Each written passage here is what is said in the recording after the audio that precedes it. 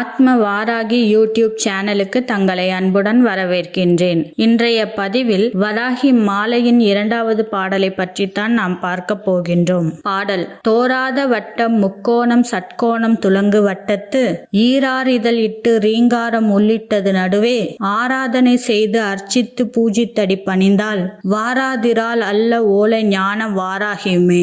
இப்பாடலின் பொருள்: வராகி எந்திரத்தை பற்றி இப்பாடல் குறிக்கின்றது. முக்கோணம், அறுகோணம், வட்டம், சுற்றிலும் தாமரை தலம், மத்தியில் பீஜம். இதை முறையாக எழுதி வராகியை வழிபட வாராகி வாளை திரிபுர சுந்தரியாக எழுந்து நமக்கு அட்டமா சித்திகளை வழங்குவாள் என்று இதன் பொருள்.